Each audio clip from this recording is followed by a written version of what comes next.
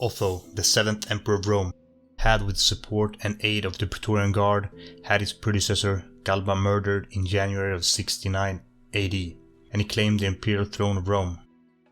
Not realizing the severity of Vitellius, who was already marching south towards Rome, with the legions from the Rhine frontier. Otho had hoped their march would stop once Galba was dead, since the grievances were with the previous emperor. However, this inherited problem would not go away, and Otho realized he had a full-scale civil war in his hands. He was the second emperor of the year of the 4 emperors, and is probably best remembered for how his reign ended. Otho was born on the 28th of April, 32 AD, in Frentium, north of Rome. Otho's father had been elevated to patrician status by Emperor Claudius, otherwise he came from a modest background, and he owed much of his success to his relationship with Emperor Nero, until he was effectively exiled by the emperor, who had started to fancy Otho's wife, Poppaea, whom he later married. However, this exile was also a promotion. Otho was sent to govern a remote province of Lusitania in 58 AD. Otho ruled the province well, marked by a capable administration and an unwillingness to enrich himself at the expense of the province. In June 68, when Nero committed suicide, he threw in his lot with Galba, who at the time was governing the neighboring province of Hispania Tarraconensis. Otho might have even played a pivotal role in encouraging Galba to revolt, and Otho accompanied him on his journey to Rome. Galba's reign, however, did not prove to be the success everyone was hoping for, and Otho became disappointed when he failed to name him as his successor. So he quickly masterminded a conspiracy among the Praetorians to kill Galba, and on the same evening a powerless Senate proclaimed Otho as the new Emperor of Rome. Otho rewarded the officials and soldiers who had helped him overthrow Galba, and he restored statues of Nero and Poppaea, and it seems that the people conferred the cognomen of Nero upon the new emperor, whom he reminded them of, and this was not entirely pejorative. However, once emperor, Otho realized the severity of the revolt in Germany. Vitellius was already poised to enter Italy. Otho had hoped that Vitellius would stop his revolt once Galba was dead. But what he failed to realize was that Vitellius was more or less a figurehead of the rebellion. It was led by the commanders of the Rhine legions, Aulus Caecina and Fabius Valens. On the 14th of March, Otho started his march north, hoping he could prevent Vitellius' forces from crossing into Italy. However, it had been an unusually mild winter, so the pass in the Alps had already been opened.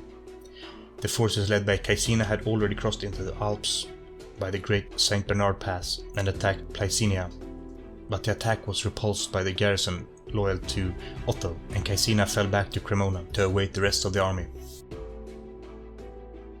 Failing to prevent Vitellius' forces from crossing into Italy, Otho set up a base in Brixellum. He was commanding a force of about 9,000 men, which consisted of gladiators, Praetorian guards, and some understaffed legions. He even converted a marine corps into a legion. He was, however, expecting reinforcements from the Danube legions, who were already on the march to support the emperor. And Otho was well advised. One of his most distinguished staff officers was the former governor of Britannia, Suetonius, who defeated Boudicca's revolt. Vitellius' troops consisted of 2 veteran legions, as well as some detachments from other legions from the Rhine frontier, as well as a large German auxiliary force. Vitellius' troops consisted of about 70,000 men.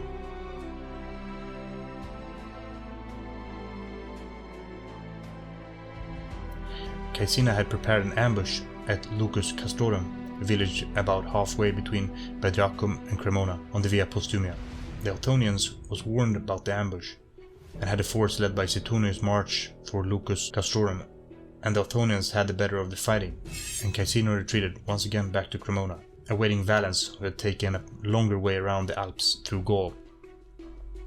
Otho relinquished command of his forces to his brother Titianus, who decided to march on Cremona and force an engagement, against the advice of Suetonius, who argued that it would be prudent to wait for the legions from the Danube, who would arrive in a few days. Otho remained at Brixellum to await the outcome of the battle. It was also suspected that the Ottonians wanted to force a battle, because a prolonged campaign would lead to fraternizing across the battle lines, which would always was a risk in a civil war. On the 14th of April, the forces met on the Via Postumia. The struggle began with the Ottonian troops repulsing the Vitellian cavalry. One of those strange misunderstandings which have sometimes contributed to, if not decided, the issue of battles. A rumor went about the Ottonian legions that their adversaries had capitulated. They greeted the opposing lines with the friendly salutations, and only found out about their mistake from the angry responses which they were met. The Ottonians were already tired before the battle started from the long march from Bedriacum, and when the battle lines clashed, Otto's 1st Legion, Audiutrix, engaged the 21st Rapax, and they were able to capture the eagle of the Rapax Legion, who fought extra hard to recover their standard, and Audiutrix was forced back. Elsewhere on the battlefield, Otto's 13th Legion, Gemina, was slowly losing ground to Vitellius' Alaudae Legion. The battle was decided when the 1st Legion, Audiutrix, was flanked by the German auxiliary force. The Ottonians fled back to Bedriacum. The Ottonians had lost the battle. However, the war was not yet over, if Otho had chosen to carry it on. He had the means of prolonging the civil war, and it might have ended in his favor. However, when news was brought to Otho in Brixellum, he was urged to fight on. Otho, however, did not want to prolong the civil war, despite the reinforcements he was expecting from Danube legions, who were now in Aquileia, and had sent a messenger in advance to announce their imminent arrival. Otho addressed his soldiers and his followers with his following speech: "I do not put so much value on my life as to make me willing to expose to further danger a spirit so noble, a courage so dauntless as yours. The greater hope you hold out for me, the more meritorious will be my death. Vitellius began this civil strife. I will at least have the credit of limiting it to a single battle. Others will have held power longer than I have done, but no one shall have left it with more distinction. I am determined that the best youth of Rome, the bravest armies of the empire, shall not be lost to it. I am content to know that you are willing to die for me."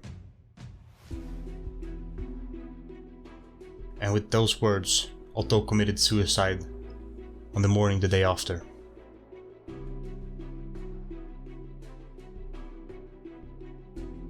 Otto had Galba assassinated, hoping it would prevent a civil war, and when that failed, he had forced the engagement quickly to put an end to the civil war as soon as possible. And when that had failed, he decided to put an end to the civil war by taking his own life. A selfless act to prevent further suffering that deserved some praise. Otto seems to have possessed personal charm which had attracted affection and in a remarkable way. His men had been devoted to his short-reign emperor. A large amount of his followers committed suicide with Otto. Otto had ruled the empire for only 3 months. Vitellius was now the undisputed Roman emperor.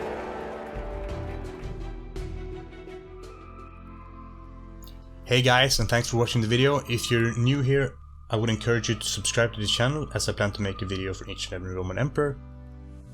Suggested reading and sources are in the description of the video. In the next video, we're taking a closer look at Otto's successor, Vitellius. So thanks for watching, and I'll see you then.